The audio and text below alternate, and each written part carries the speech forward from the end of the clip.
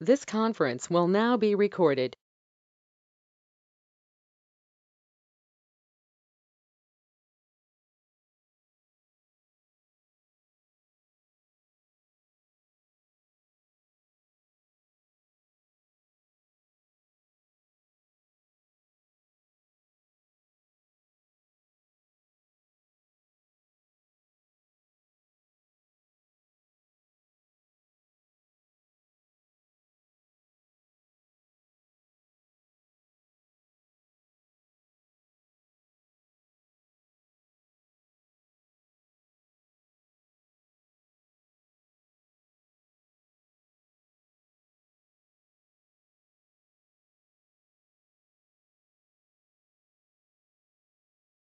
Are you hearing me?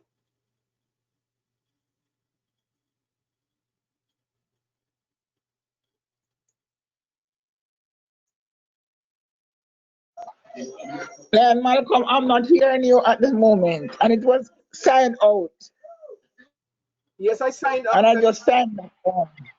Well, I did the same thing. I signed back in. So let me see if I can get my stuff back up here. Um,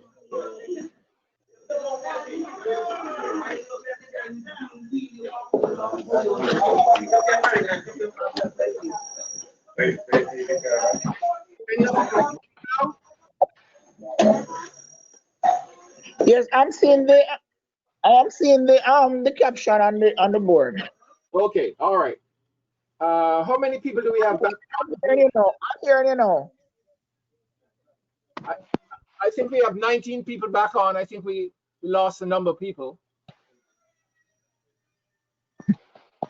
Oh God, Jesus Christ. Okay, well, I'm going to continue. I guess they will join. We're back up to 21. Yeah, I don't know what happened there. We just got kicked out. Yes, I guess it's probably me. I don't know. Maybe what I'm saying is not. Yeah. The go-to meeting is probably not approving of what I'm saying. Okay.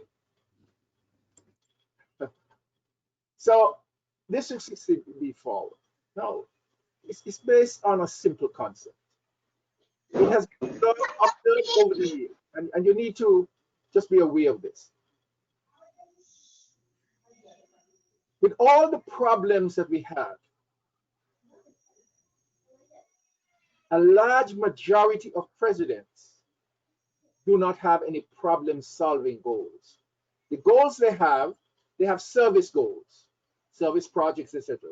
They have fundraising goals in terms of what they want to raise.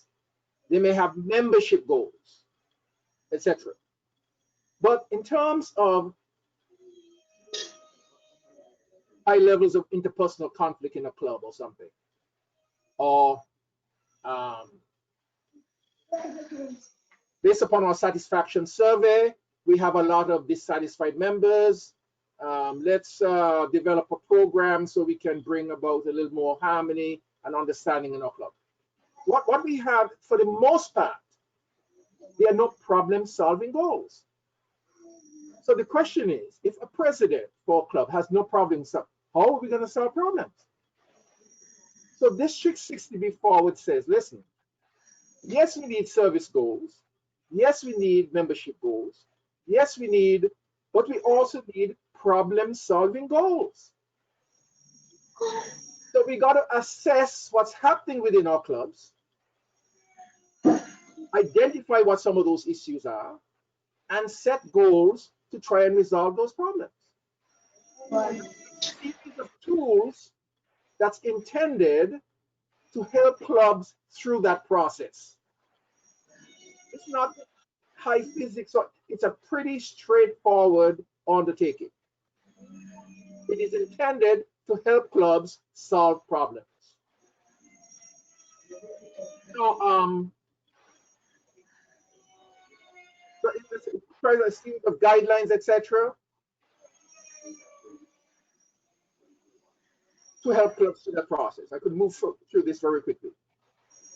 I don't know how many of you have received a copy of the resource manual, but it should be part of your kit. And there are 5 key things. You must know the keys to success. conduct a club assessment and your SWOT analysis, put a roadmap in place, navigate your roadmap, and get the help you need. And basically, the keys to success are really these particular factors, and I'll define them for you. All really intended to generate a service impact in the final analysis, but which is dependent upon membership strength, leadership strength, operational effectiveness, financial health, the public standing of your club, disaster relief, and we have LCIF engagement, and we have Leo Club effectiveness. And so these are all part of the mix of trying to create. And very quickly, the service impact speaks to the social value and the community benefits that we generate from the service we provide. That's what service impact means. What are the community benefits that we generate from our service? Membership strength talks about having a growing active membership. And we're talking about a growing active membership. Notice I'm not saying a growing membership. I'm not saying a growing, I'm saying a growing active membership, because membership strength, a club draws no strength from a member who is not active. A member who's not active doesn't create any value for a club. So you could have a growing club and a situation occurs where the active membership is declining, but we don't want that. So we're saying a growing active membership characterized by high levels of retention, diverse skills, etc., because it's important to have a variety of skills in clubs. In the old days, we used to do an inventory to find out what skills we needed in our club and try and attract those skills. And a strong team cohesion, but we got away from that. I remember in my club, there was a big issue. We had this guy, he was the public relations officer for the telephone company. This guy knew everybody. Every year, this guy is in public relations. Why can't somebody else be for a living on the radio station? And there was this big issue. Of course, the guy, of course, resigned. And you gave it to somebody else, and it was downhill from there.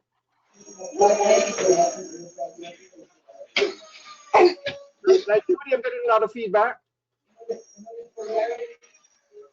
Somebody's mic is open.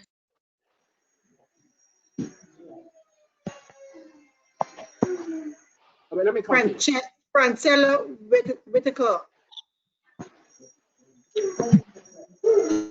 Francella, please mute your microphone. I'm having a problem with it here. Oh, Jesus. The meeting chair can mute it. Can she not? I have written to Lion Wendy, so I'm hoping that she'll pick up soon.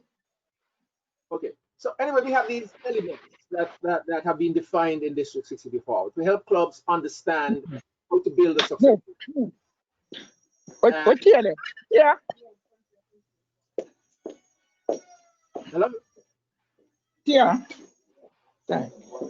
Yeah. Come mute that phone for me. 1844 veteran, I create, not to express. Okay. For example, leadership strengths has 3 components.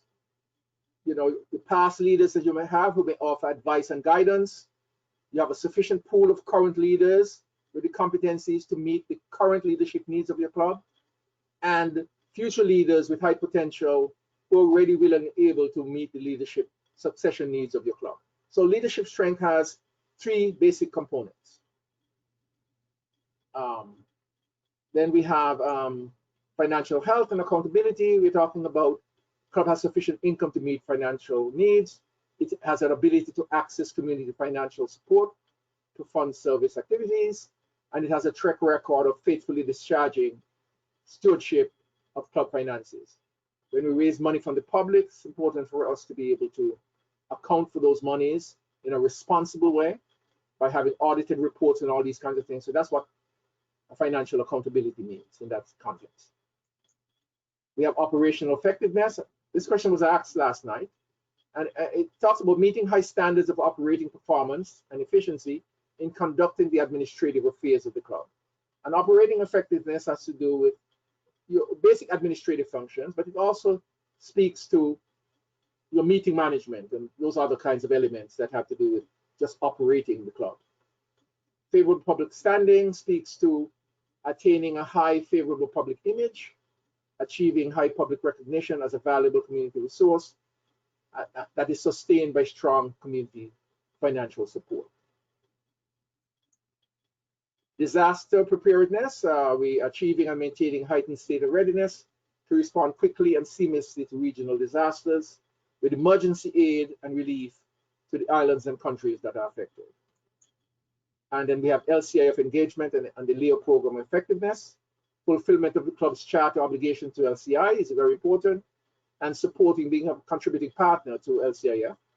And LEO program, faithfully fulfilling the LEO program obligations to which the club committed when sponsoring its LEO club in order to ensure its continuing vitality. So in the District 60 Forward document, we have these elements. There are two basic assessment tools. One has to do with assessing club risk to club health. This is the one that you will be asking clubs to administer and to provide you the results from. You should be able to get this club assessment form from your district governor. And then there is an overall effectiveness kind of thing that speaks to looking at the key elements and rating them on a scale of maybe 1 to 5. And the results of that would look something like this. If you're assessing the risk to club health, you'll get a number of very specific things. You'll be able to check off something that says fewer than 15, our club has fewer than 15 active members. So that's something you'll check off. So that's really a problem. That's a risk to club health, to have fewer than 15 active members. You have unpaid dues to LCIF. So there are a series of items listed that are potentially risks to club health, and you'll be able to check them off or get the club to check them off and then provide you with that information when you go to visit a club. And then you'll be able to discuss the assessment report with the club board. And then this overall assessment thing is something you use within the context of District 60 Forward, where you take measure strength and service impact and all the things we talked about and rate them on a scale of 1 to 5 in terms of outstanding versus unsatisfactory. So 1 is a long range kind of thing, the overall assessment of key success factors, and risk to club health is a more operational year-to-year view that you take of your club. What are some problems we're having? And a lot of things are listed. So all you have to do is check them off, or the club will check them off, as the case might be. If the club does not do it, then when you get to the meeting, you probably, with the board, you may want to actually either leave it with them or do the assessment when you actually go to your visitation meeting. A SWOT analysis, I'm not going to worry about that. It's part of the District 60 Forward. Putting your roadmap in place. Your roadmap consists really of selecting a strategic focus area that you want to focus on, that are really related to the key elements we talked about before anyway, and then developing action plans. And navigating your roadmap speaks to implementing and monitoring your actions as part of District 60 Forward, and evaluating and updating your plan as you go along. So that basically is in conjunction with a support network. There has been organized as part of District 60 Forward a kind of a network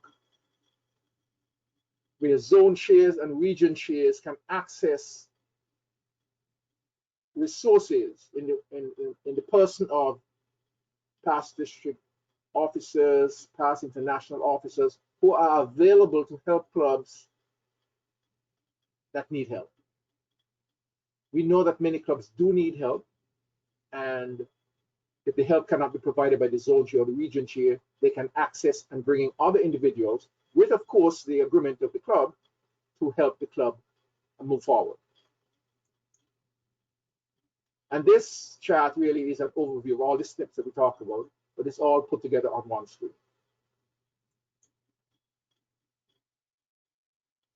What I'd like to talk about now is your role as an ambassador. What I talked about just now is the plan itself. Now, what is your role? Well, we're suggesting you have several roles. First, you are the district governance ambassador. So you serve as the spokesperson for the DG on matters relating to the DG60B forward, especially when you engage clubs, when you visit with them at your district governance advisory committee meeting, you are the ambassador. The district governor will speak for herself when she visits the clubs and to interact, but you are her ambassador.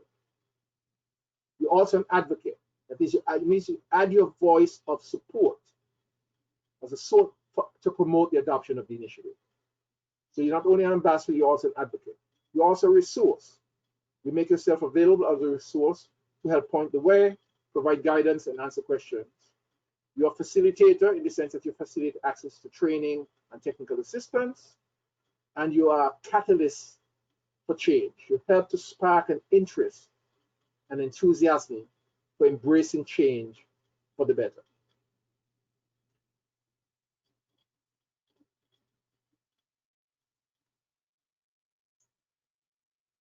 Now, what are some things you can do to promote 60B forward? You must let clubs know why this shift forward is important. As I said, it's important because we want clubs to focus on problem solving, not just the boilerplate things relating to service projects, fundraising, and membership. Because it is the problems that we are not addressing that's undermining the effectiveness of our clubs. Unless we address those problems, it's going to continue to reduce the vitality of clubs. Keep clubs engaged and encourage their involvement. Make a direct appeal to each club and its board of directors. Let them know what they can make, that they can make a difference in the future of the club by adopting the initiative. Emphasize what the benefits are. It would help build membership consensus on a way to move forward. So members will be in agreement on how they want their club to develop. It will create a club where members experience a sense that things are improving and create a more rewarding membership experience for members. Things you can do: show them the way, point the way forward, that emphasize key success factors, reinforce the benefits of having a roadmap, identify available help and how to access help, that is zone and region chairs, the support network, workshops, etc. Create a sense of urgency to act now. In other words, it's important that we embrace the sense that this is a matter of the future of our club that is at stake. So it's not something we should defer too long. We need to act right now and actually move forward in embracing, because club health is at stake as well as the long-term club sustainability. Offer words of encouragement and recognize progress, and promote incentives. The DG will probably have awards or appreciation recognition for people who are engaged in the program. So, any questions about District 60B forward?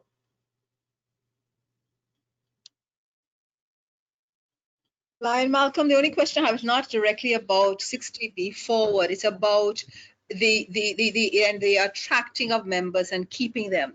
And my thinking is in relation to where we are now with COVID and the fact that we're doing this training online.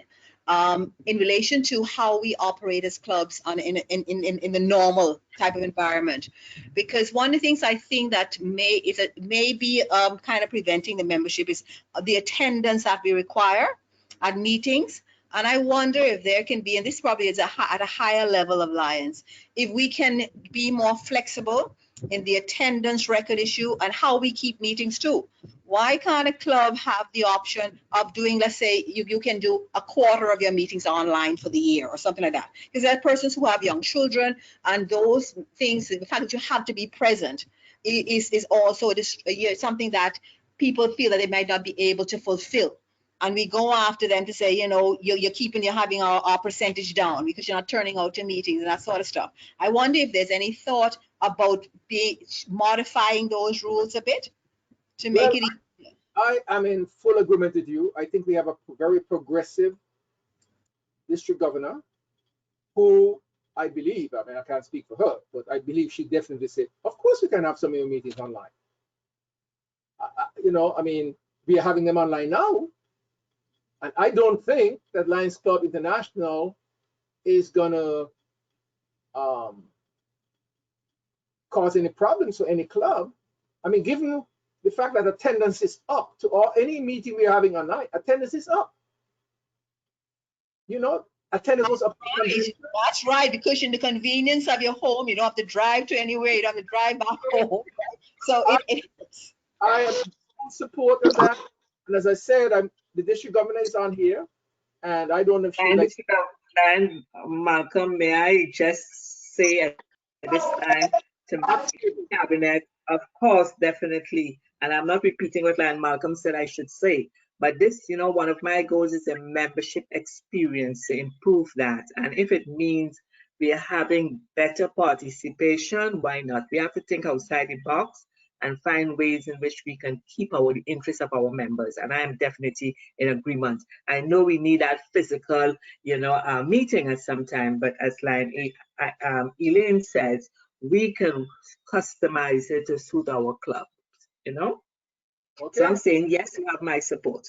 Lion Malcolm, if I may just interject, there is particularly in that tool, the My Club, My Way, it actually encourages exactly this discussion that has been going on, and that clubs can basically amend their bylaws to include that. Okay, all right, okay. Well, yes, okay. It's great. So, Elaine, you have your answer, and I'm sure many other members. I'm delighted to hear that. I will take that forward quickly. Okay. Lion Malcolm, if I may, I was actually on quite some international studies for the last couple of weeks. And when it comes to meetings, it's really up to the club itself how they would want to do it, because international really is recommending 2 meetings. How you do it is a different story. But it's up to your club bylaws if you want to do it online, physically, or whatever. Okay. All right. Yes, yes, Len Malcolm. I was just going to share with you, to my members, that Lions Club International has also included virtual clubs, which means that you can have the capacity to have your meetings online. Absolutely. Okay, great. So that's very good news for a lot of clubs in terms of being able to have some of their meetings online. And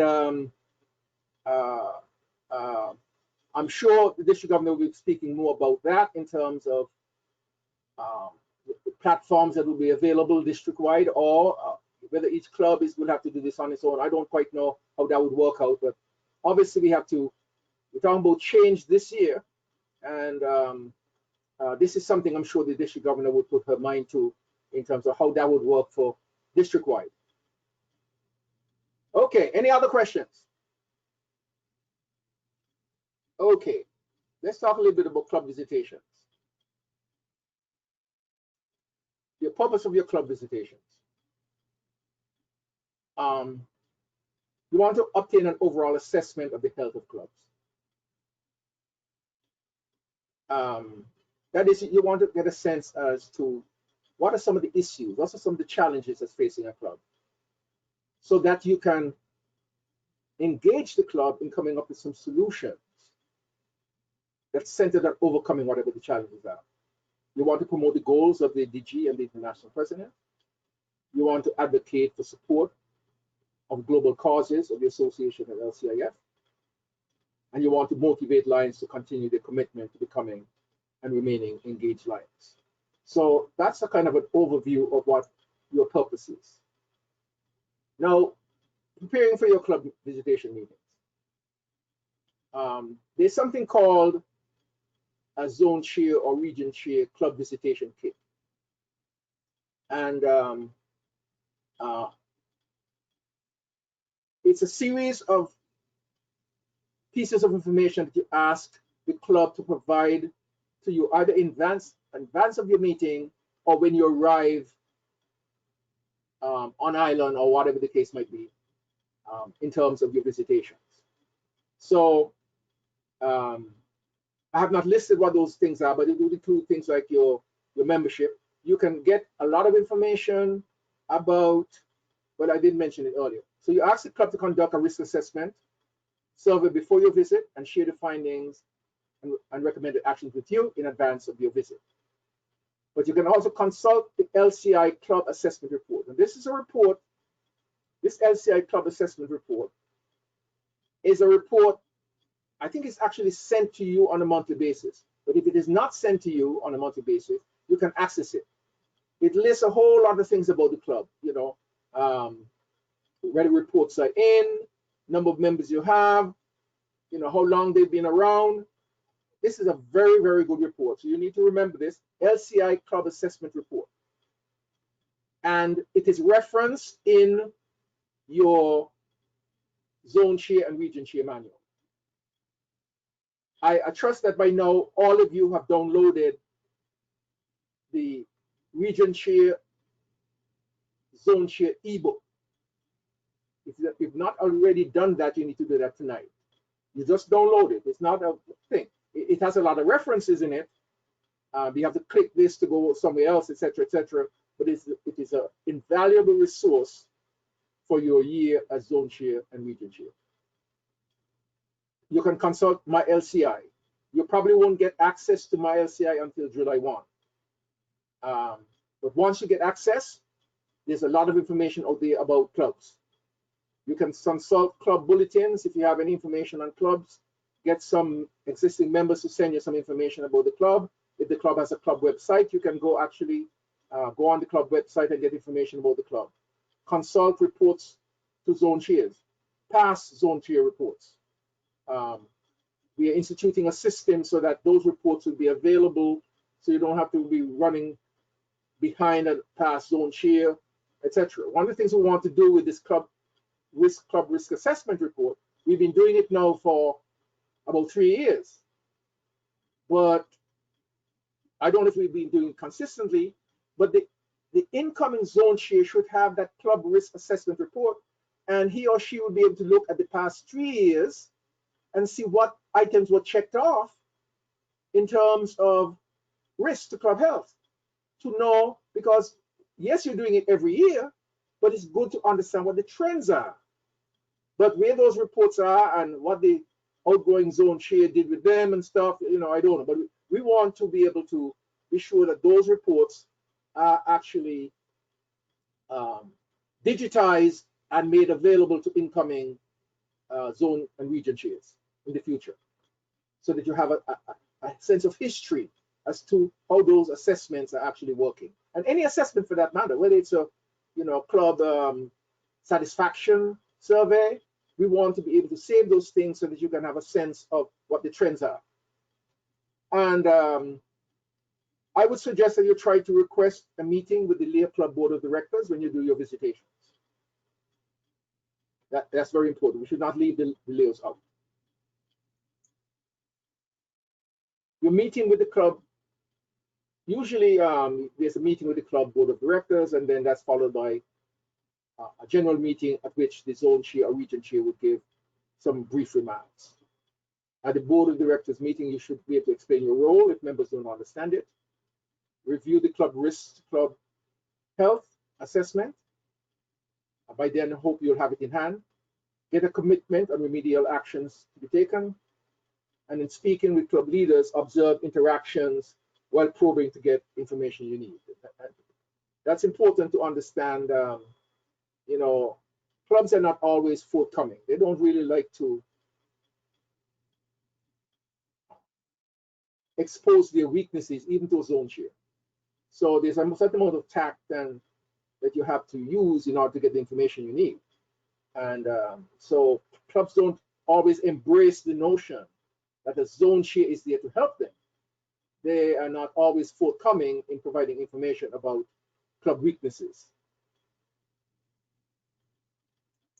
So at the meeting, Address the club membership. This is at the membership meeting. Bring greetings from the district governor, of course. Offer encouraging words to club members. Recognize the club's achievement and thank them for their service. Promote what is happening in the district or zone. Don't talk too long and meet as many members as you can after the meeting. In terms of just in terms of exchanging greetings and whatever else. You need a sort of a personal touch by actually getting to know some of the members individually. And keys to engaging clubs. Remember that I'd like to emphasize this point because remember that clubs are autonomous. That means that a zone chair is not in charge of a club or region chair or district governor for that matter. A club is an autonomous body with its own constitution. So it's a very loose arrangement in terms of how to supervise clubs and to get clubs to be responsive to whatever advice or counsel you're going to give them. As I said, there's a certain amount of tact that is necessary because the same thing is true of, of Lions Clubs International in terms of a district. A district has its own constitution. Yes, we have to observe certain things to maintain our charter, just as a club has to. So you need to be diplomatic when assisting struggling clubs and listen attentively to concerns of members of the club and give constructive advice. Don't force your will on a club. You have to be able to use tact. And I just want to return you to the advice I received from my mentor and president: emotional intelligence. That means you have to understand the emotional and psychological factors that get people in terms of how people behave and how they respond and how they react and, their motives for acting and what satisfies them. You have to have some understanding of emotional intelligence when you're dealing with these kinds of situations. Whenever you're dealing with any human being for that matter, there's a certain amount of emotional intelligence that's necessary for you to be able to engage people constructively. And you need to seek advice from and or advise region chair and district governor of your plan of action to assist clubs. So zone chairs must always, a lot of stuff we're talking about applies to region chairs, but zone chairs must also interact, of course, with their region chairs. And what happens afterwards? You must complete your zone chair and region chair visit report form. Send the completed risk assessment form and visitation report to the district governor, the region chair, and LCR. We really don't have to send the risk assessment form to LCR. I should probably reword that. But the visitation report should go to LCR. And the district governor will arrange for the CAPSEC to send to the BDGs and the GAT coordinators, etc., and follow up with clubs to track progress on remedial actions to be taken. So any questions on club visitations?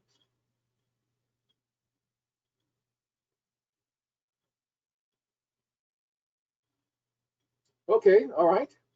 Well, let's talk about characteristics of strong, marginal, and weak clubs. And these things they are in your manual. So what I'm telling you here is in your manual. And I need not read every particular line. It's in this document because when you get a copy of it, you'll have it as a ready reference, but I don't really have to regurgitate this stuff with respect to the characteristics of strong clubs. But I may want to identify some elements relating to marginal clubs. You have declining project funds devoted increasingly to the same or number of projects. In our clubs, very often, they have their major projects that they consider to be important. And so as their funds decrease, they just decrease by some percentage or something and maintain the same existing, rather than revising and saying, listen, we don't have enough money to make an impact. Let's, instead of doing 6 projects, we'll start doing 5. Many clubs, decide to do that. Club membership may be on the decline, unacceptable retention levels, more than 25%, but less than 75% find the membership experience unsatisfying or unrewarding. Club dues may be insufficient to meet normal expenses of the club, but the membership may refuse to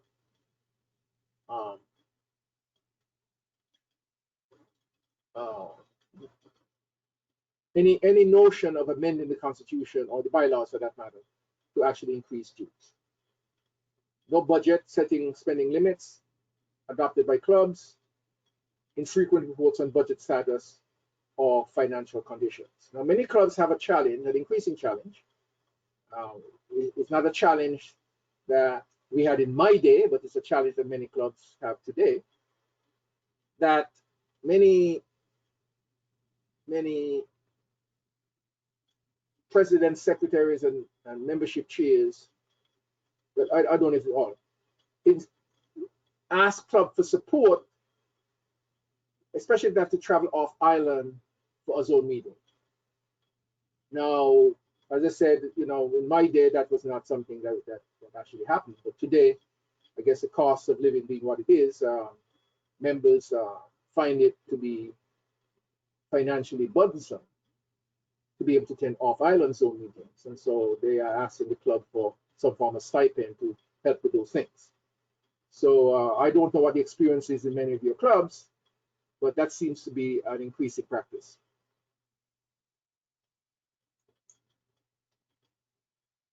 Long unproductive meetings. It is amazing to me, just a comment on this. Many of you may have the same experience.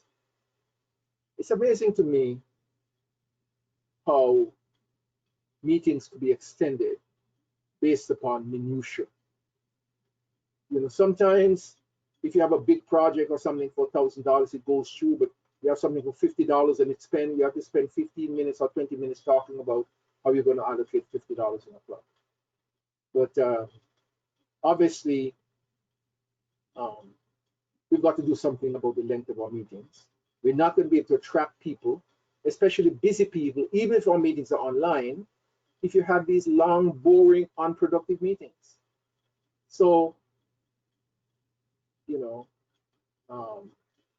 so we need to advise presidents of the importance of having productive meetings and for them to be able to develop the skill to actually hold and conduct productive meetings. So no constitution bylaws in some cases, various club dysfunctions in club operations and club practices. And the struggling or weak clubs have even deeper problems. They may have membership levels at or below the minimum requirements. And I think the minimum membership is 20. But here again, Lions Club International talks about a minimum of 20 members overall. They don't care whether your members are active or not. If you have 20 members on your rolls, that's okay with Lions Club International, even if only 5 of them are active. That's why, again, you have to monitor your own situation. You can't always go by what Lions and Clubs International say because they don't care. If you have 20 members paying dues to Lions Club International, or the club paying on their behalf, because you do have some clubs who are paying dues to clubs, to Lions Club on behalf of members who aren't paying any dues. They aren't paying any dues, you know, so that is a problem. So limited on those service projects, committees not functioning, few general board meetings, etc., etc., etc. But I said this item is in your manual, and you should be able to refer to some of these specific characteristics. Okay. Any questions on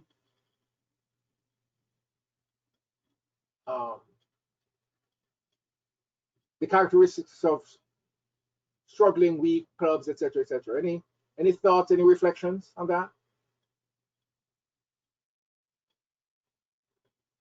Okay, all right. Lion Malcolm, if I may. This is Lion Yeah. Carl.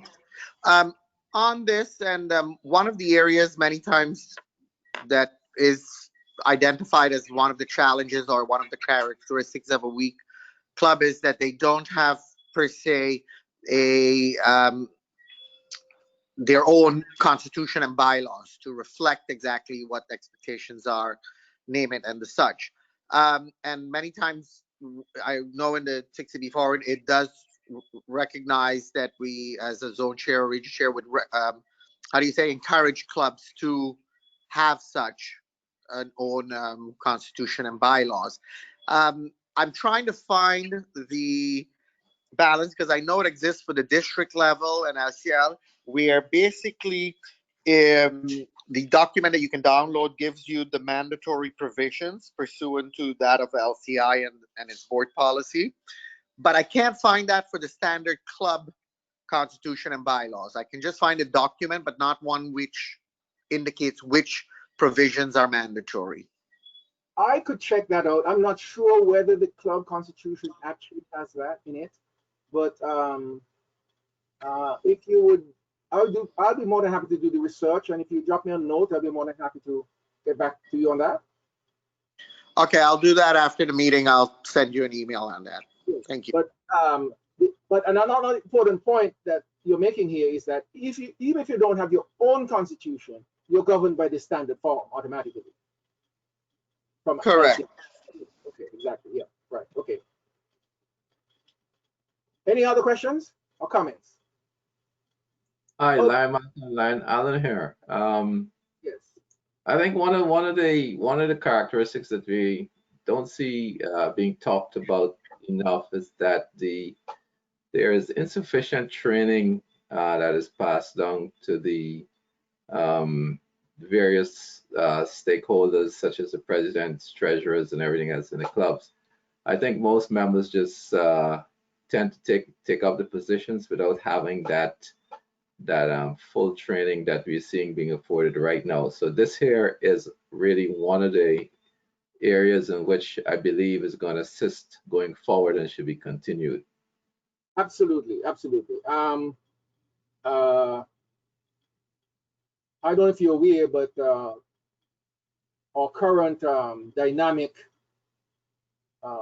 GLG leader, she, at least for Region 1 and 4, has already conducted club officers training for 1 and 4. I think we have some training coming up for 2 and 3 for all incoming presidents, club officers, actually. So you make a very important point, Alan, that we have got to get the training done. This is not something you can do. You can't be a zone chair or region chair or without some basic training. Absolutely necessary. It's a recipe for failure, really. They're just things you need to know.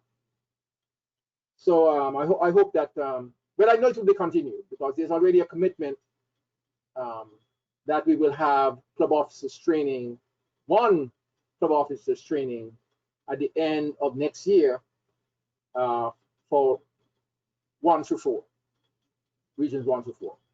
So that's coming up. Like Malcolm, may I just inform the meeting that 2 and 3 definitely had their training last week. As a matter of fact, ended on the 12th. So that district officers training has been completed. So the entire region is now, well, completed, 90% completed. We have a couple more areas to do, positions to do, thanks to Lion and Judy, not Lion, Judy, Lion Sherwin and Lion Sandra. They were the presenters on the leadership team. Yeah, and I should talk to you privately about this line, DG, but it doesn't really apply to you alone. It applies equally to our incoming or VDGs and stuff. That at some particular point, if we are going to be able to have these trainings consistently, then attending the training should be a requirement for taking up office.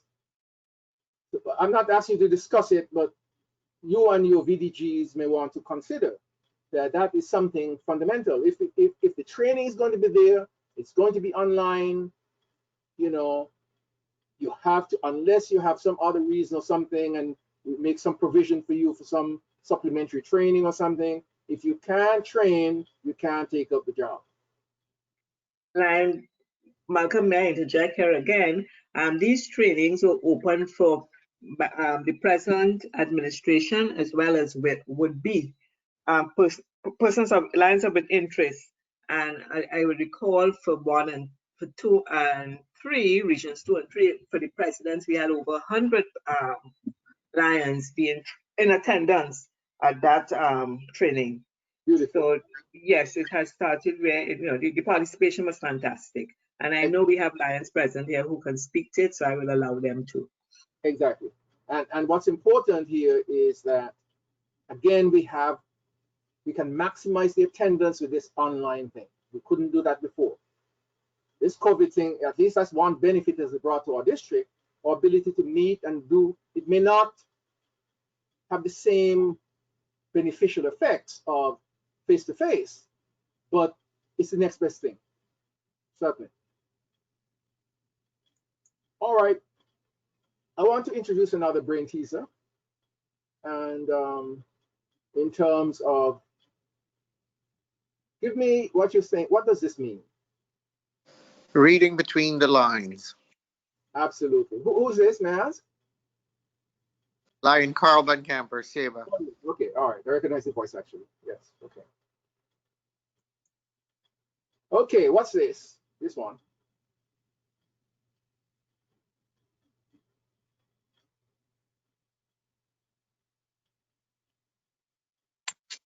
Neon lights. Oh my goodness, exactly. Neon lights. Neon lights. Okay, all right. Now that we've taken a break, let's move right along. Oh, what about this one?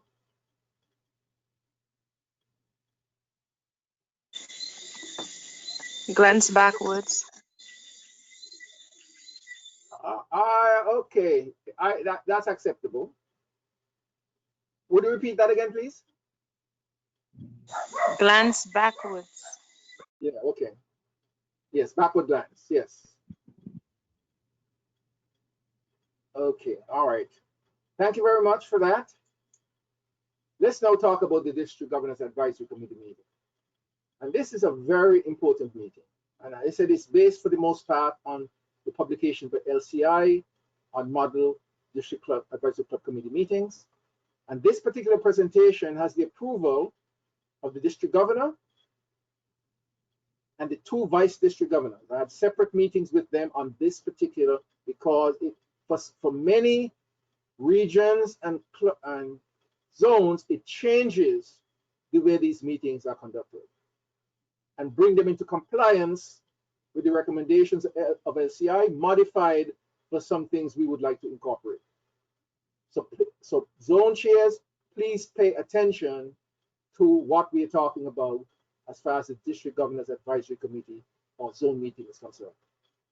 Now, generally speaking, in some jurisdictions, they make a distinction between a District Governors Advisory Committee meeting and a zone meeting. Now, so I'm going to explain to you what should be part of the District Governors Advisory Committee meeting. And for any other type of meeting, we possibly have it online or whatever the case might be.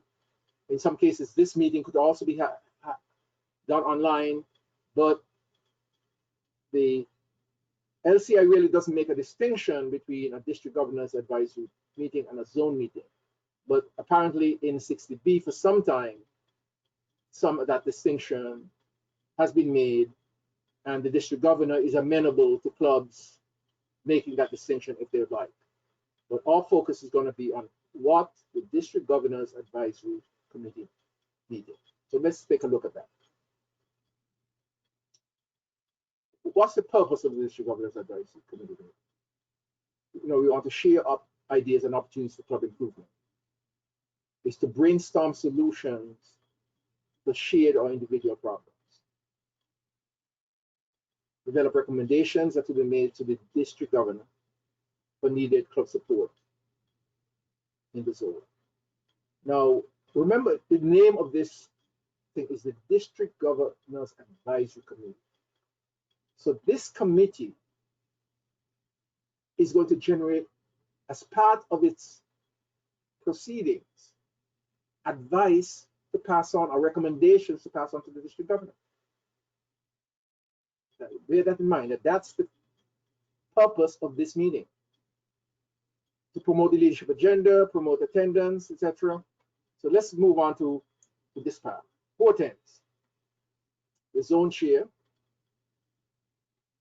The region chair could attend by invitation if he or she wishes. But the zone chair attends region meetings, of course. But club presidents, club secretaries, club treasurers, membership chair, any other person, any other club members who wish to attend. In some cases, I'm told that the club GLT or GMT coordinator might be invited to this meeting. But basically, these are the people who attend, or a guest speaker if the person's arranged. They're usually rotated around the zone or the region, as the case may be. For zone meetings, at least 3 zone meetings, preferably 4 times a year. Ideally, these would be held close to the dates of cabinet meetings, or just prior to cabinet meetings. Okay, the purpose of this meeting. The purpose of this meeting is not centered on club reporting. I'd like to repeat that.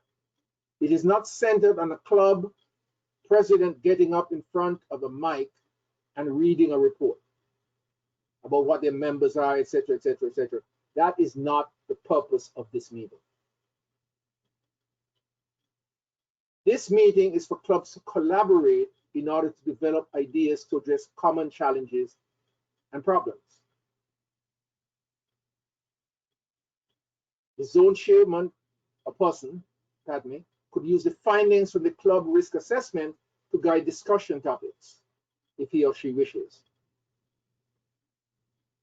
To share club improvement ideas and learn from each other, and to develop recommendations to provide advice to the DG. In other words, this meeting is a solution-finding meeting. It is not. It is intended to help solve problems, share ideas. So you have 3 or 4 clubs in a zone where their members and the leadership is talking about how to solve common problems, and the zone chair is facilitating these discussions, and they may go into brainstorming sessions facilitated by the zone chair when certain problems are brought up. So when a problem comes up, it's not just to be a discussion. If a problem comes up, the zone chair should then say, okay, well, let's see if we can brainstorm a way to address this. And you get out your pad, you come up with some ideas, etc., and then you share those notes after the meeting ends. So this is not a meeting intended, one more time, to listen to a president coming in and saying all the great things they're doing despite all the problems they're having. This is centered on solving problems, collaborating, sharing ideas, etc. That's what the District Governors Advisory Committee meeting is all about. All right, so let's move on. The major takeaway from this meeting is lessons learned from the collaboration and discussion, club improvement ideas that could be implemented, the results of brainstorming sessions yielding ideas and suggestions for addressing club challenges and problems, and recommendations for club support to be made to the district government. Okay. The meeting format. Before the meeting, clubs can present a written report to the zone chairman on these things. The result is simply given to him or her in writing. It's not read or anything. It's just a copy of a report that is given to the zone chair.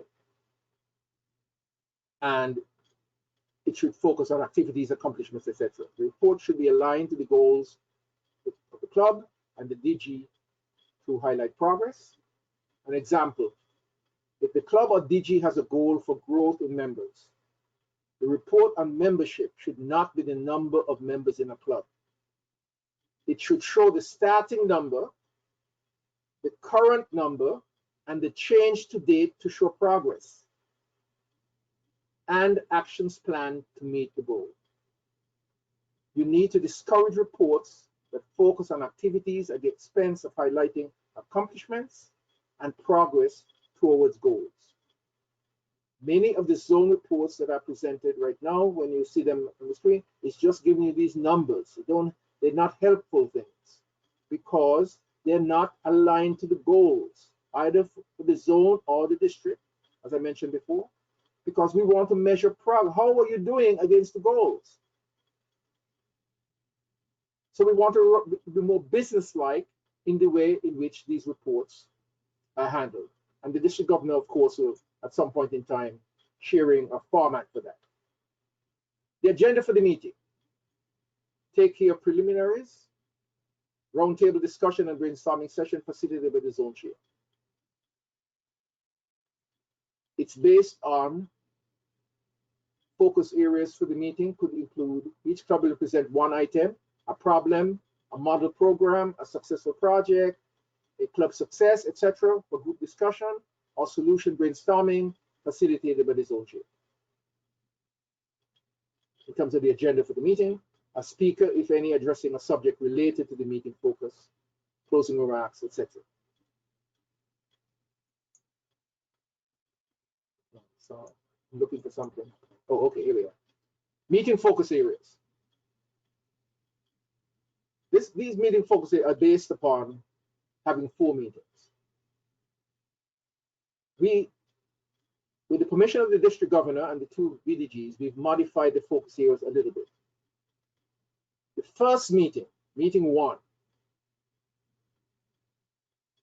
the DG and International President's Program. It's the start of the year, for example, so focuses on the DG and International President Program, District 60B forward, service activities and fundraising. Now, the recommendation from Lions Club International only has service activities. It doesn't have fundraising.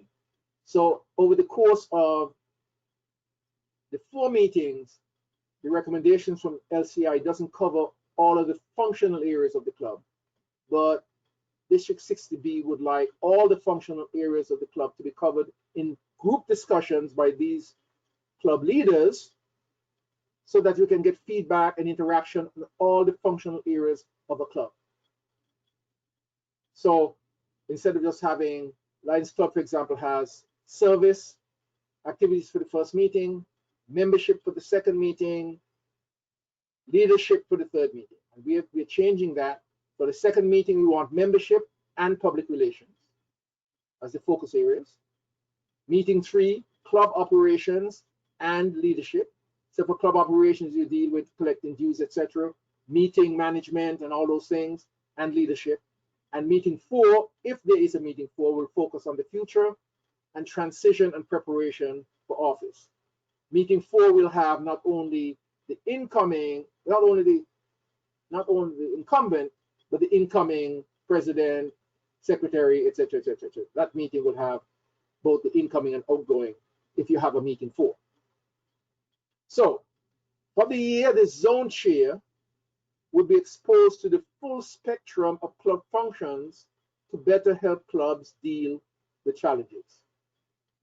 And those areas, apart from District 60 forward, DG implementation, we have service activities, fundraising, membership, public relations, club operations, and leadership. Any questions so far? Okay, all right. Yes, one question, sorry. Yes. Just to be clear, if I understand correctly, this format replaces the traditional zone and region meetings we used to have. Well, I'm going to answer your question, not in a direct way, because you're saying traditionally, and actually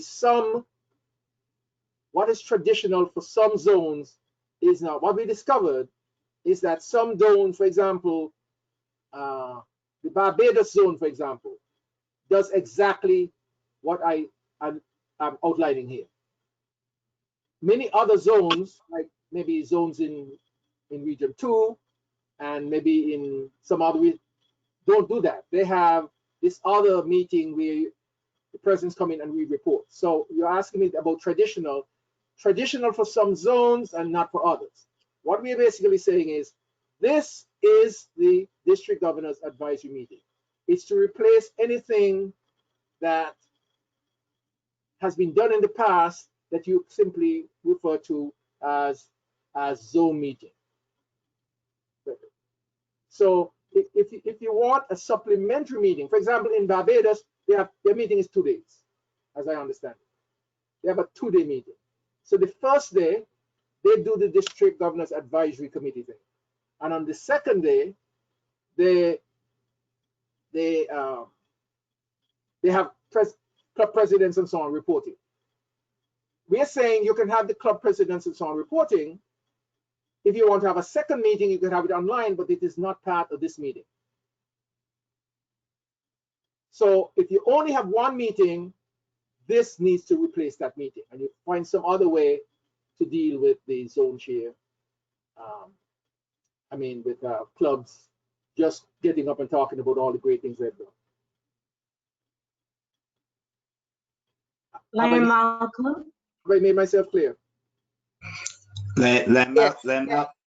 Malcolm, if we can share and probably add some clarity to what you were saying, is that especially if you can share the Barbados experience and then extend it to what I've observed in other zones. There's a requirement from international to have the advisory meeting.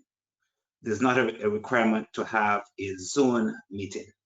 What has been happening traditionally is that there have been a blend where the zone chair would have the advisory meeting where all of these areas that you discuss, the brainstorming will be done, because it is seen as a meeting where you can have learnings from that. And then there's a zone meeting which is like a social meeting where the clubs get together as one, and then the presidents get an opportunity to report on what they've been doing in their clubs. So it's a combination, as you said, and some other zones have been doing it.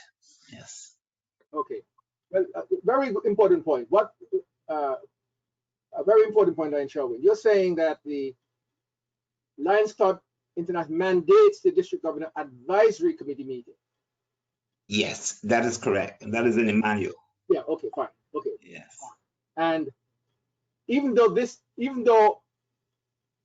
may be called a zone meeting, it's important for us now to make a distinction, really, in light of the confusion, that we need to have the mandatory district governor's advisory meeting. That's a learning experience. Clubs get to talk about all of the functional areas for which they're responsible, share ideas, identify problems, this zone chair brainstorms issues, etc. We have a report. It's a learning experience. If you're going to have the zone meeting where clubs are going to report, then that is not this meeting.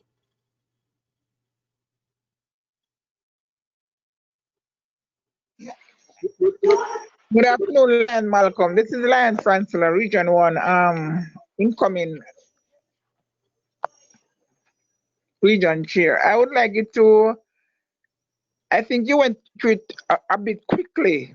So I think you need to say that it is new for everyone. I think everybody is having this problem. I'm just speaking for others.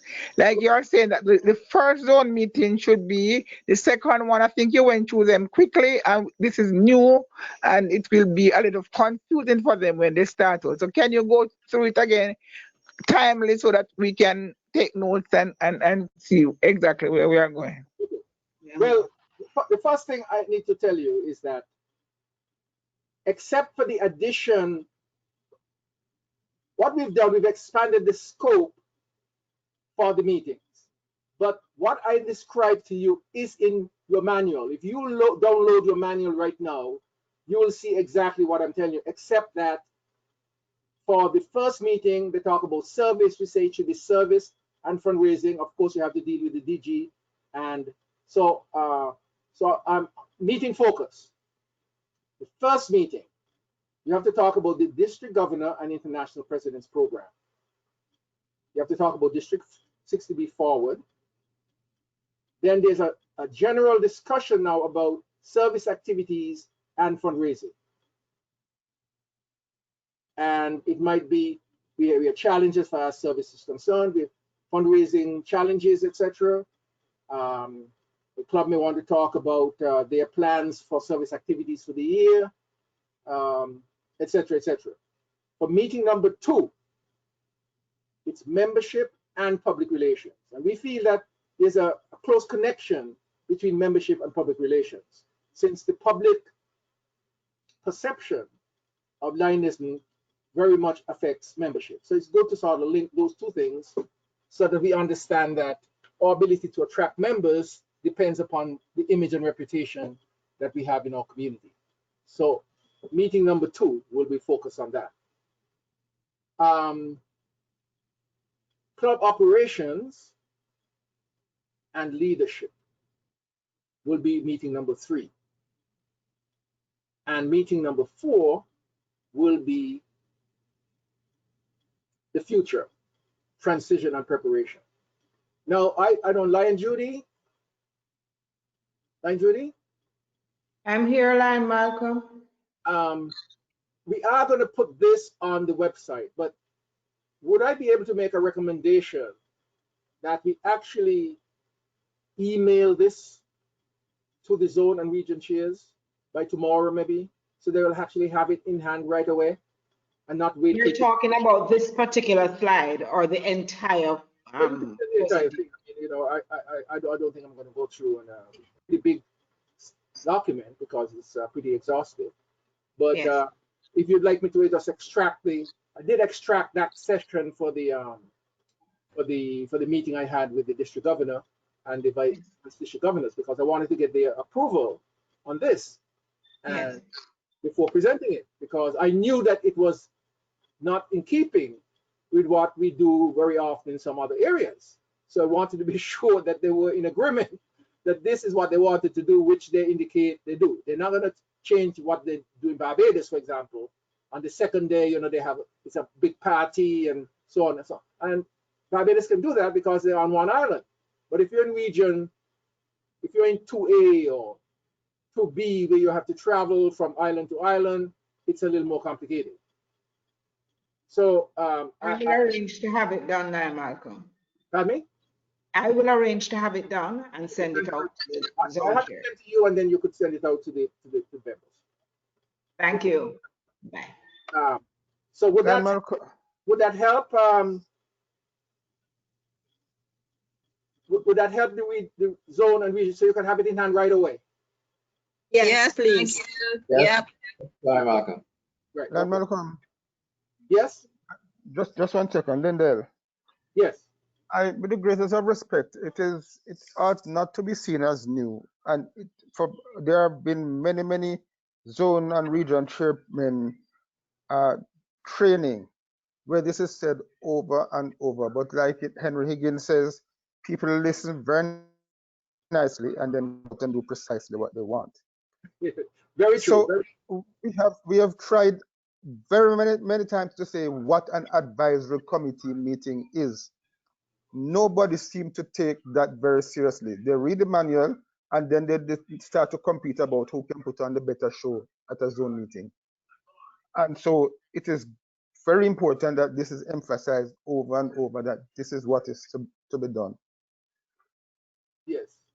Yeah, Lindell, if I might, I actually think that club presidents would prefer this approach.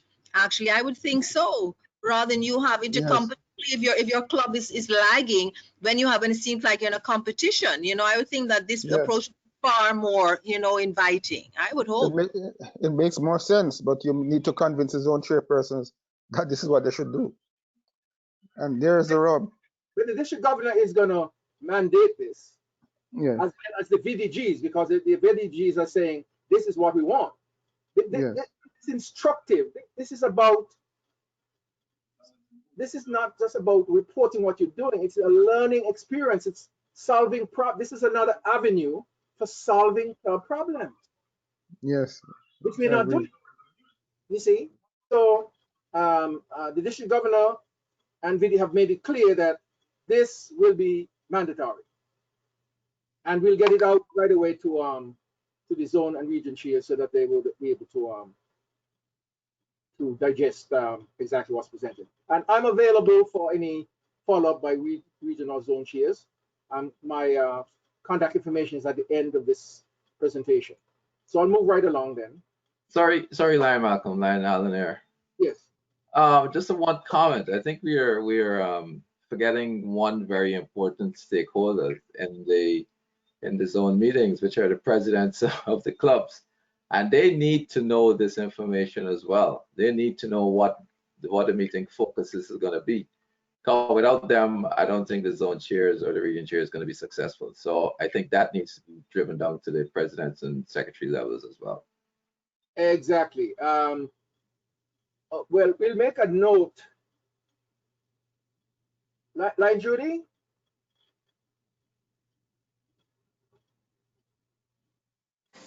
Line Malcolm, if I Yes, may, in the meantime. One second, Line Buckapple. Line Judy? I'm here, Line Malcolm, yes. You need to remember for the next round of district of club officers training that we have a section on the district governors advisory that is comparable to what this is. So yes. they would know in that meeting what is expected of them at the zone advisory meeting. Yes. But this year, it will be up to the zone chairs after having received this information to communicate with their zone chairs, with their club officers, I mean, to make them aware that this is the format going forward for district governors advisory committee meetings. Thank you very much. Noted. Lion Malcolm, I think it was Lion Allen who suggested that this information should trickle down to the club presidents. That's correct. I would not have that information, and so I am suggesting that when I get the information out to the zone and region chairpersons, they would be able then to get it out to the clubs in their area. Yes, but I'm saying something different, Line Judy. I know. I agreed with what you have. I've made a note of it, and I'm just responding to something that. For this year, yes. yes. For this year, the zone chair should make clubs aware. Yeah. This is a new format. It's not the other thing where you talk about all the great things that you're doing. It's really intended to cover the full range of club activities over the scope of a year. Service, fundraising, membership, public relations, club operations, and leadership. Okay, any other questions? Yes, Lion Malcolm, based on what was being said just now with the sharing of the information so that the respective club officers that would need to be aware of it get hold of that soonest. You already touched based on that. But what I was also going to suggest is that I do know from some of the trainings I've had on LCI that there are some templates available. And if we're talking about standardizing so that information can be shared and be used to do comparative analysis, etc., and come up with suggestions for ways forward for clubs, then maybe having a template in place for them to use to guide them into this process of getting there would be a worthwhile effort. Yeah, okay, got you. All right, great. If I may add. Malcolm, this is Line Alphonse. I would suggest that in the introduction meeting that the zone chairs would be having with the various clubs, that this would be brought forward to them at that forefront, so that they would. That's where I think, based on Lion Allen's request, there is where the president and the board of directors should get the information up front as part of the introduction from the zone chair. Absolutely, absolutely. In fact, there are two avenues. One, they should be made aware of it as soon as this, when they're in the orientation letter, and at the first visitation, because I assume that most zone chairs are going to meet with clubs in their zone before the first advisory committee meeting. Their visitation will take place, I assume. And if that is the case, then they need to reemphasize it again at the visitation meeting. So that should be 2 opportunities to do that. Lion Malcolm, may I make a comment? Lion Yes. Isaac. Yes. It's been my experience in more recent times, more recent years, that prior to zone meetings, the zone chairs send out an instruction to the club as to what they require of the club president and secretary to prepare for reporting to the meeting. So if they follow the same practice, it shouldn't be too difficult, or it shouldn't be too much of a problem for them to pass on the instructions that how they would like the meetings to be run prior to the meeting, because they are already doing that. Okay, I wasn't aware of what you're saying. I knew that this goes out for the visitation, but I wasn't aware that there was also some communication to the presidents for the zone meeting, for the district governors advisory committee. I wasn't aware of that. But if that is so, then you're making a very good point. Yeah. But we shouldn't wait until then to make the announcement. We should do the announcement. We should prior do, to, yes. We should do it separately. Yeah, okay. With regards to, this is Diane Carmen from St. Martin, Yes. Zone Chair 2, incoming Zone Chair 2B. This training is so good because I went through the manual, the Zone Chair manual, and I did see the, templates that Lion Carl just mentioned, but yes. I didn't know what it was for. I didn't realize because, like I said, in 2B, over the last year since I've been a Lion, the zone meetings has been set up differently. So Yes. I did see the templates and it's in the manual, but I didn't know what the templates were, how they should be used. So now I have more information as to why the templates are there and how they are to be used. Great. Okay. Any additional comment? Yes, Lion Malcolm, Lion Dave. Yes, Good evening, everyone. One of the practices that we have as well is that zone and region chairpersons write introductory letters at the start of the new year. So perhaps what they could do is mention in those letters what the new formats will be by quarter, so they would know in advance, clubs would know in advance how to prepare. I agree. I agree wholeheartedly. And with the permission of the district governor, if we could make note of that suggestion, in addition to re-emphasizing it at the first visitation meeting. Lion DG, with your permission? Yes, Lion Malcolm. Yes, we need to get it out, and whatever means or tools we have to use, I'm in agreement. Okay. And the earlier we advise them, it's going to be the better, because we know how to practice. The incoming president's going to start fashioning their year based on what has gone before. So we need to get in there very early and let them have an idea of the new what is expected of them now. Okay. So the earlier, the better. Yeah. So I think we can, with the governor's blessing, we should adopt Lion Dave's suggestion, not just talk about the first zone meeting, but give them the structure for the district governor for the entire year. In many cases, we don't have a 4th zone meeting. In some areas, maybe we do, in other areas we don't, but at least we should have at least 3 zone meetings. Okay, no other questions? We're gonna move right along. Lion Malcolm, before you do, I'm taking a question from the chat room. And it's asked, when do we meet with the rest of the members from the various clubs, as in the past was done? Is it that all members will be welcome to attend the District Governor's Advisory Committee meeting?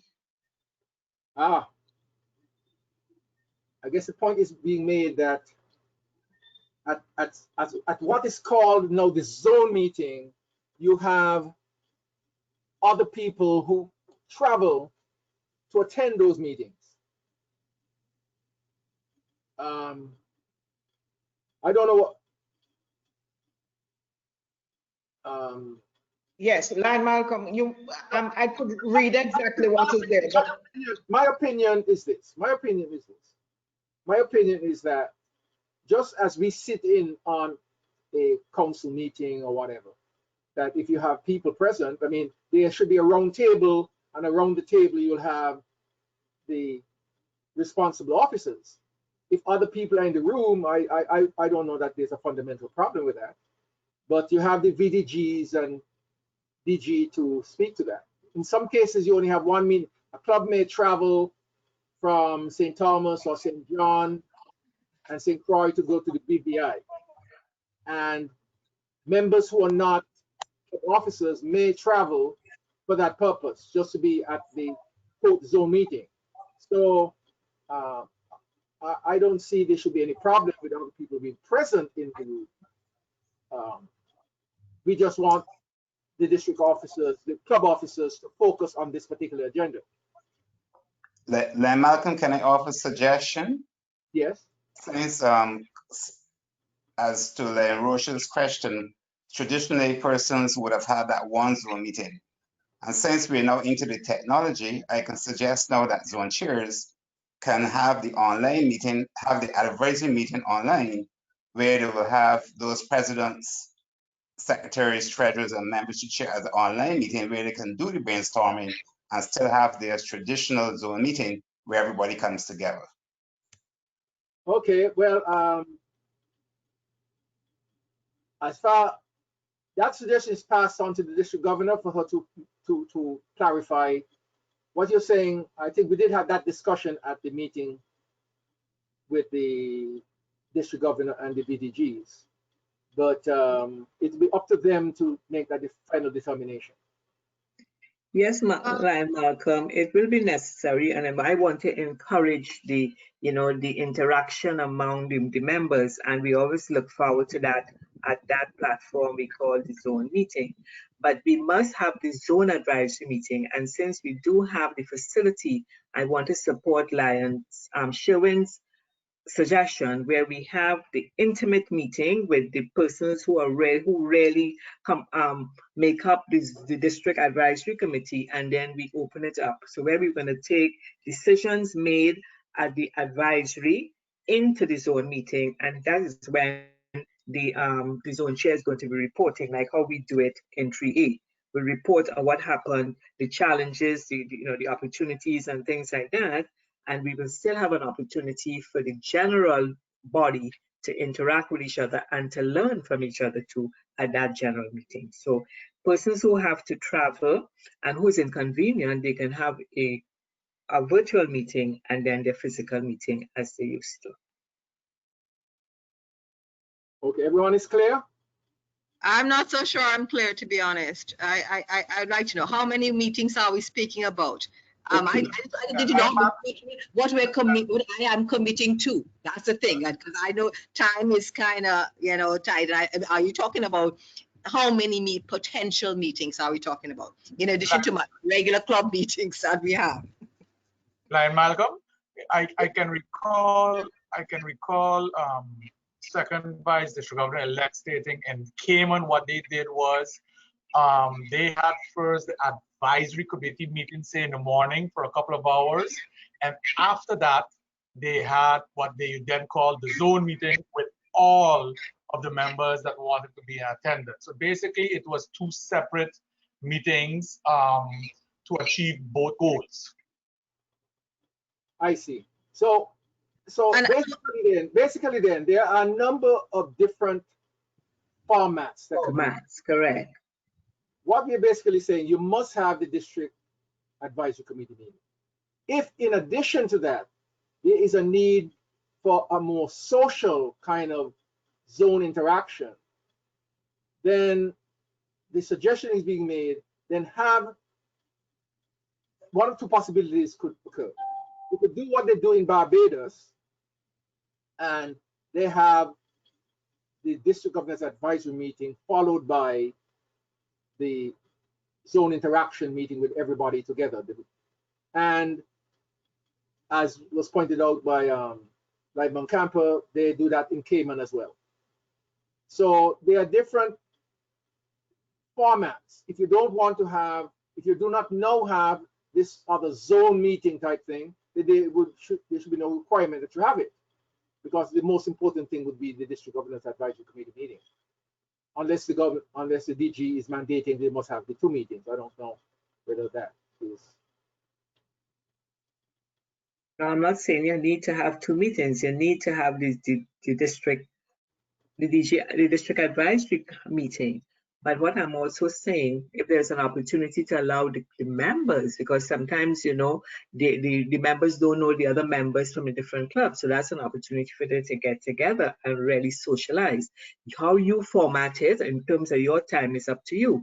If you wanted to have 1 meeting on 1 day for those who have to travel, and say where the advisory meeting would take place, say from 10 to 1 or 10 to whatever, and then you have the body joining you for more social meeting thereafter. You know, the format is really up to you. Lion Malcolm.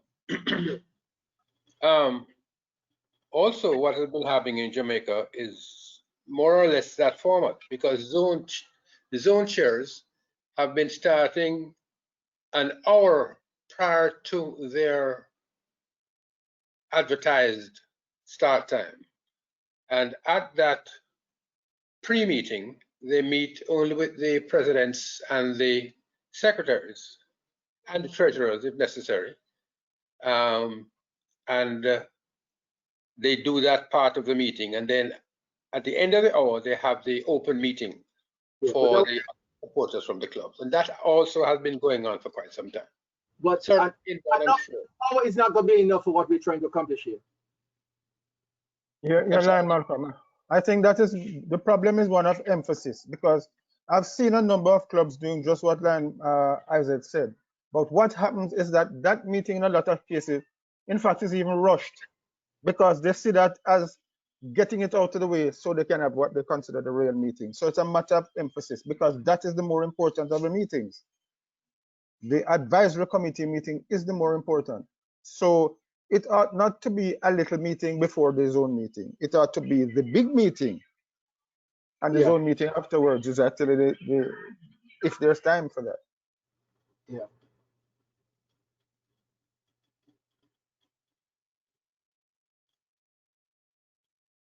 Well, okay, I think we're gonna need to move on.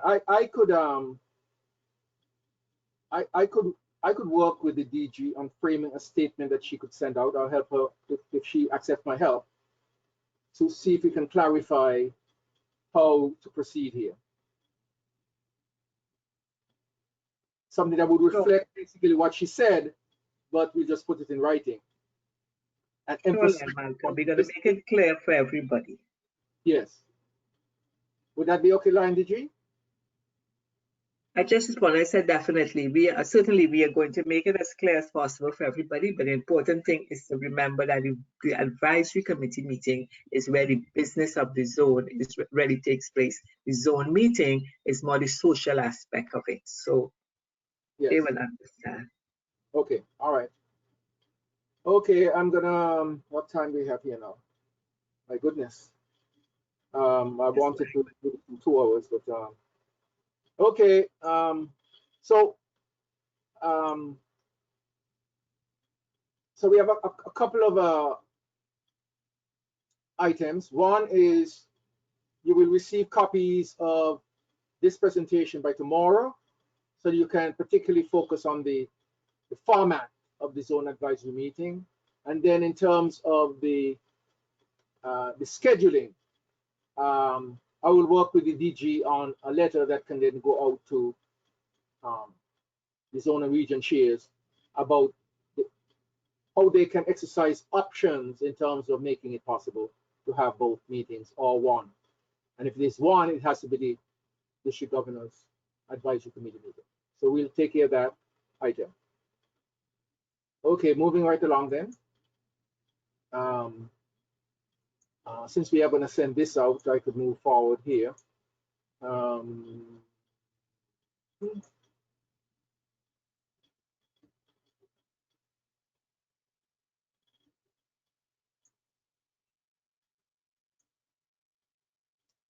Now, in terms of the region meeting, who attends, the zone chairs, of course, will attend, district chairs and district coordinators, club presidents.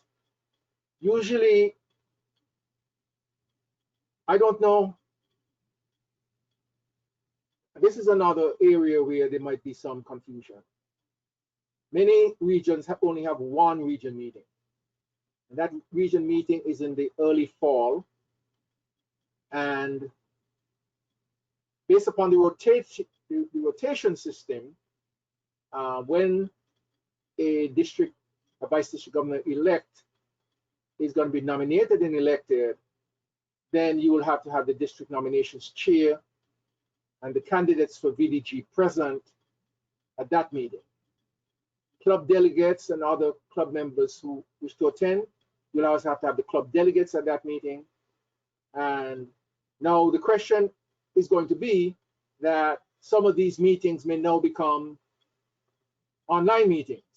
So that's another issue that we're going to face in terms going forward, in terms of whether some of these meetings are really going to be face-to-face or whether they are really going to be online meetings. We recently had a convention, the elections went very smoothly. And so it is quite possible that what I'm saying here may be modified to facilitate having an online meeting. And so, so this is a work in progress with respect to the region meetings, and particularly the region meeting is going to involve the election of the VDG candidate in terms of how that will take place.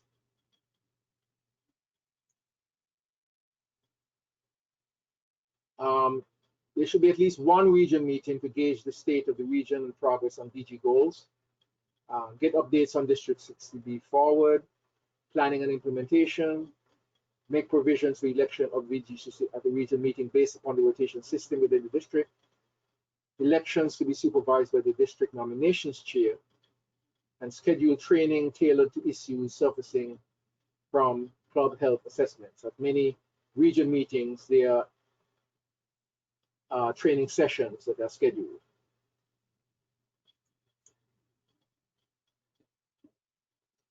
In terms of the reporting, the district chair should send report meeting notes to all clubs. In other words, that for the advisory meeting, where the meeting notes should be taken, synthesized, and mailed out in terms of what took place at the district governor's advisory committee meeting. And that should be sent out to all the clubs in the zone, whether they're present or not present, as the case might be. The zone chair should also complete the district governor's advisory committee report for the DG, the CAPSEC, and the region chair. And the region chair, for his or her meeting, should complete a region meeting report to include results of the VDG candidate elections to DG and the cabinet secretary, when, of course, the rotation system calls for the meeting to take place in a particular region. And the cabinet secretary treasurer should send copies of reports to the VDG and the GAT coordinators as directed by the DG.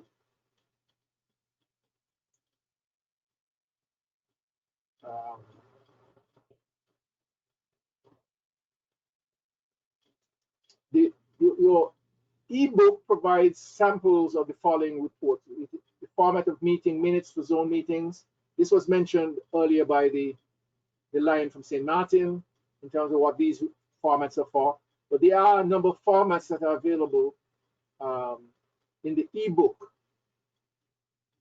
that speaks to how the reporting should actually take place for these meetings. And the district governor will provide guidance on the reporting format for reports to the district governor in cabinet meetings. Generally, the meeting format, the reporting format for reports to the cabinet, that format is usually different from other kinds of meetings, and the district governor usually exercises his or her discretion in how that report is going to be formatted. We are offering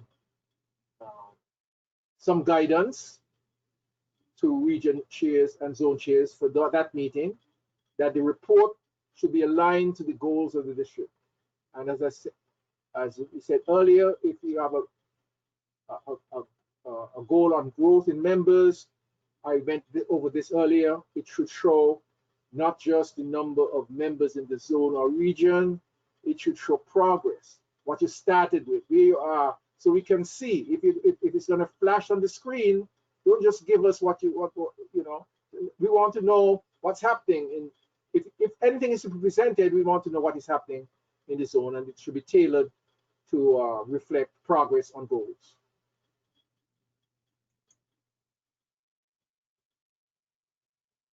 And in the interest of continuing development of the district, we posted the DG should document progress towards goals, and emphasizing that over and over. Specific goals and accomplishments for the year, challenges addressed and progress made. Again, many reports by zone and region chairs focus on, they give you these numbers without any comparison to what we started. And then we talk about all these challenges, but then the recommendations that said, well, here's what we're doing about the challenges. So again, it is being recommended that if you go, yes, we want you to mention something about the challenges, but also tell us what actions are being taken to address the challenges. Because we have all these reports over the years, we have this challenge, and then nothing's happening. So since we want to get a sense of progress, we need to understand, well, if these are the challenges, what are we doing about them? So we need to know what problems that are being resolved, risk to club health reversed or eliminated, advancement. These are the kinds of things that need to be emphasized in reports to add value to the functioning of the district. This other section deals with statuses of clubs in crisis. I'm not going to go through this. There are 4 types of statuses involved with struggling clubs. Status quo, I think most everybody knows about that. Financial suspension, priority designated clubs, and protective status. Very briefly, a club could be put into status quo, a temporary suspension of its charter, rights, obligations, etc., for a number of reasons, and you can read this document when you get into what those reasons are, or you could refer to your manual. What is important is that when you are in status quo, a club in status quo may not be involved in the following activities. If a club is, it cannot conduct service activities and fundraising activities. It cannot participate in district functions and seminars. It cannot endorse or nominate a candidate for district, multiple district or international office. It cannot participate in any voting procedures outside of the club. It is not required to submit any monthly activity or membership reports or sponsor any new clubs, including Lear clubs. A club in status quo can hold meetings to discuss the future of the club and to identify actions to regain an active status. So that's an important point to be emphasized about the status quo. And the same thing is true if you're in financial suspension. The same restrictions on you can't have meetings, you can't sponsor this, etc. And very briefly, in terms of suspension, it's a temporary deferment of the charter, and effective July 2nd, 2010, a club which has an unpaid balance in excess of $20 per member, or US $1,000 per club, whichever is less, outstanding past 120 days, will be automatically suspended, including the charter, rights, privileges, and obligations of Lions Club. In the event the club does not reach an active status by the 28th day of the month, the suspension, the charter, following suspension, the charter would be automatically cancelled.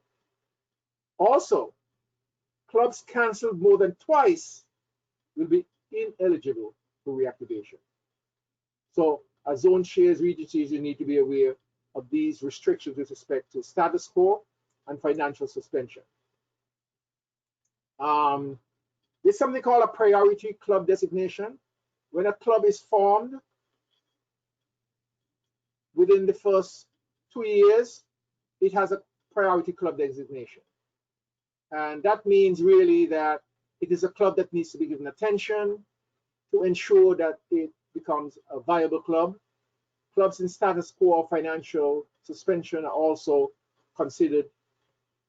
Over clubs that have been cancelled over the previous 12 months that could be reinstated could also be designated a priority club.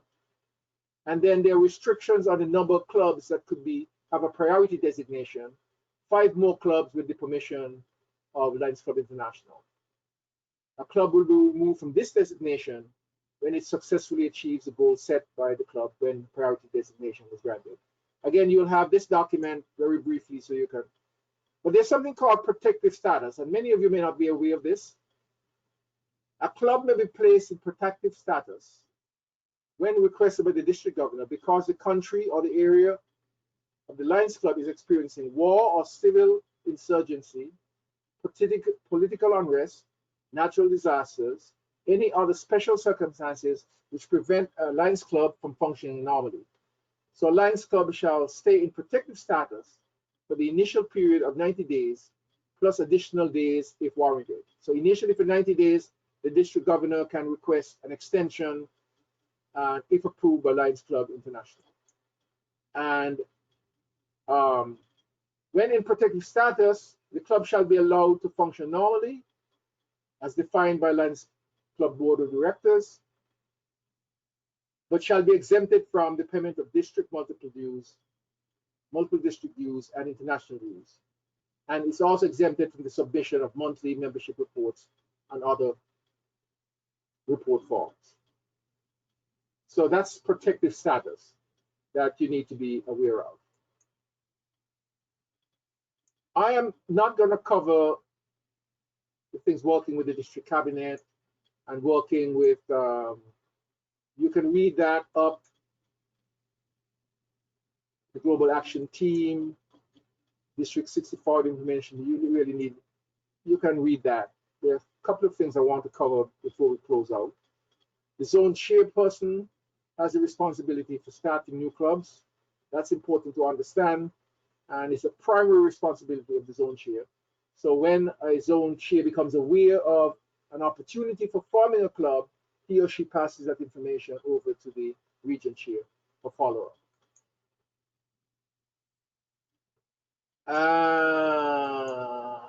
Okay. Now, there are a lot of things that you need to be aware of in terms of your kit. And your kit from the DG should include the following, or information on how it can be accessed. You need to be, there's some things you're going to get from the district governor, and then you'll also have information how we can access other information. The zone chairman ebook from LCI, you should already have downloaded that. A description of your roles and responsibilities, that should be in your ebook. If the DG has any special expectations of you, he or she will provide that. A copy of the district governor's program for the year, you'll get from the district governor. The district domain email address specific to your position to be used for official district business that we covered in an earlier meeting. You will be getting that from the IT person or from the CAPSEC. I'm not sure who's going to send that out. Access to a directory of Lions and Lair clubs in your zone or region, or for the entire district as the case might be. I think that's probably going to be on the website. And the information is also available on my LCI. A copy of the District 60B policy manual, which I think is going to be on the website. Access to a directory of cabinet members, including district officers and district chairs. How to get handover information from the previous zone chairman, or chair, pardon me, not chairman. The LCI club assessment report providing a club profile on membership, club reporting, club account status. That is sent monthly, I think, to each zone chair, each club I know the district governor gets it, the VGGs I think also get it. If not, it is available on my LCR. You should receive a copy of the District 60B Risk Assessment Survey form for identifying risks to the club health. The district governor or the CAPSEC should provide you with that information. The club assessment form for the macro assessment of this is in the District 60 forward manual. Club visitation reporting forms, whatever the district governor requires. If she wants to tell you to use the form from Lions Club International, she will tell you that. If she has a special form, she will also let you know that. The outgoing district governor has a special form for that. And reporting format for making reports at cabinet meetings, the district governor will make you aware of that. Templates of agendas for zone and region chairs. We have provided that information in this document. The standard form constitution and club organizational structure. In your ebook, there will be a reference for you, a link where you can click and get this information in terms of what the standard form constitution is and the standard form club organization structure, and then how to access various club status reports on my LCI. Now, my LCI is a very powerful tool that gives you access to a lot of information on zone, clubs in your zone and in your region as well. So let's close this out with a couple of slides. Key points to remember. We need to stay focused on a larger purpose, not just your responsibilities. It's very important to have a central, as I said, for me, it was my, when I was district governor, I have all these responsibilities, but my focus was creating sustainable clubs. That's my I saw that as my purpose, creating sustainable clubs. So I had to ask myself the question: am I doing this? Yes, I have all these responsibilities I'm carrying out, but they are for the purpose of creating sustainable clubs. So it's a single point of reference that embraces all of your responsibilities and duties. You have to be results oriented. Know what you want to achieve, not just the activities you are required to perform. And if you have been exposed to management, you will understand that you have to focus on results. You can't just focus on what you're doing. You have to focus on what you want to accomplish. Get to know the health status of clubs within your zone and region. Your club assessment will be the key to action planning. You can't start action planning until you understand what the issues are facing clubs. And if you can get the last club assessment survey report from the outgoing, you will have a sense of what that club looked like last year and what it is looking like this year, so you can actually see if they're making any progress or whether the same problems are recurring. Promote DG District 60B forward as a tool to help clubs achieve their high aspirations for a sustainable future for their clubs. Develop productive and collaborative relations with club presidents and their boards. You can't be bossing people around. You're not in charge of clubs. You are facilitating and helping clubs, enabling clubs. You're a servant and a facilitator. When and if conflicts occur, act swiftly to resolve them, get help if needed, remain in touch with clubs to find out how you can help. Use the District Governor Advisory Committee to facilitate the exchange of ideas and seek solutions to common challenges. Keep your region chair and DG informed of your engagement with clubs. Submit your reports on a timely basis. Remain confident but humble and gracious. Very important. This you have this important responsibility, and it's important for you to be confident, but you need to be humble and gracious in dealing with your fellow lives. And if you feel inclined do a little search online on emotional intelligence.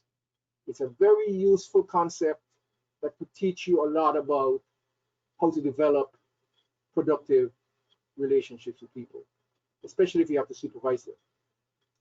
Keep learning and growing. Every experience must be a lesson learned. That means there's a concept that is called a learning organization. I could tell you that Lions Club is not one of them. But a learning organization is an organization that continues to adapt and learn from its experiences and doesn't keep repeating the same mistakes over and over again. And so you need to create zones that are learning. They're learning from their past experience and applying the lessons learned to the future. Have fun and embrace your role as a labor of love. And finally, tools of the trade: facilitate, help point the way forward in ways that will make oh, this is an error here. I'll have to correct that before sending this out. Make the course easier to navigate for clubs. Support clubs. Be available with guidance and aid in times of need, and provide access to resources to overcome challenges. Enable clubs.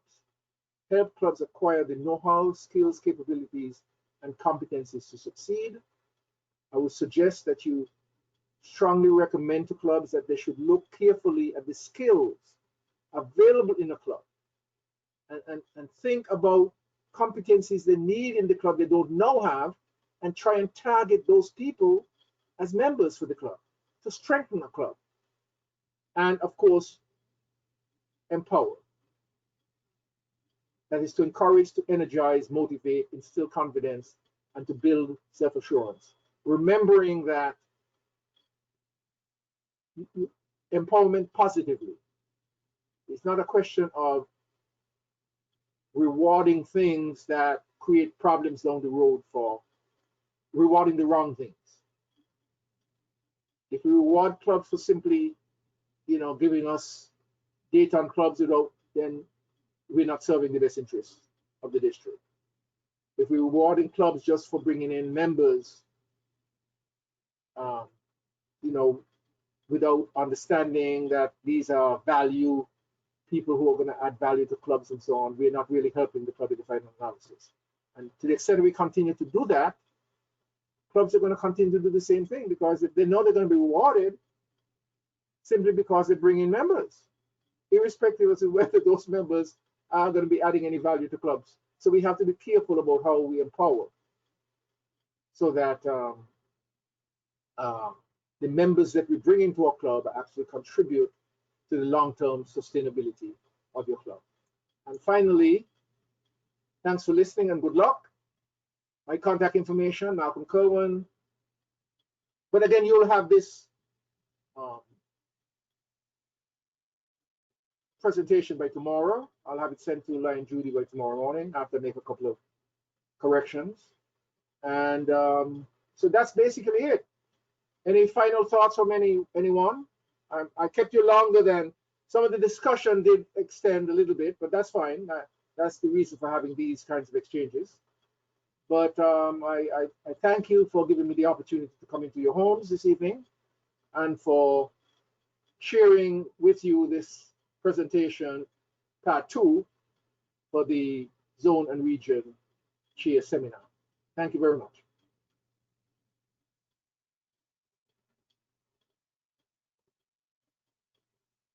Thank you, Lion Malcolm. Lions, I just want to remind you of 2 things. One is that the information regarding the schedule for the district governance advisory committee meeting will be sent out to you hopefully by tomorrow. The other thing is that you should remember that the presentation along with the recording will be placed on the website, and this should be done during next week. Lion Jefferson. Thank you, Lion Judy. Thank you for this opportunity to express an appreciation on behalf of the group. I'm indeed happy to move this appreciation after this evening's presentation. I think this group of zone and region chairs is fortunate to benefit from the knowledge of this high-level team of land leaders. Last night, we had past Council Chair Lion Sherlin. Tonight, of equal competence, we were able to benefit from the knowledge of past Council Chair Lion Malcolm. And Malcolm has provided this group this evening with a lot to chew on. I think I can speak on behalf of the group and say that we are much better off with carrying out our roles after this evening's presentation. Our job is to help our district governor succeed. And I borrowed that from the presentation. Malcolm's job, as he said, was to help his president look good. So our job is really to help our district governor look good. Thank you, Lion Malcolm, for your guiding words of wisdom. At the end of the year, I trust that you will be able to look at this group and say that this evening was not in vain. Special thanks to Lion Avril for moving the prayer this evening, and to you, Lion Judy. A job well done. Blessings all. Have a great night. Thank you, Lion Jefferson. Lions, this was indeed a wonderful night. Even after being a lion for over 30 years, I won't tell you how many, I'm still learning so much. So I trust it's the same with you. And we look forward to tomorrow night when we will have Lions Lindell and Isaac, both past council chairs and Progressive Melvin Jones Fellows. See you tomorrow. Have a good night all. Bye-bye. Bye-bye. Have a good night, everybody. Tomorrow. Right. Thank you, everybody. Good night. Thank you. Thank Good you, night. everyone. Have a good night. Safe travels. Bye-bye. Good night. Good night. Have a pleasant evening. Good night to all. Good night.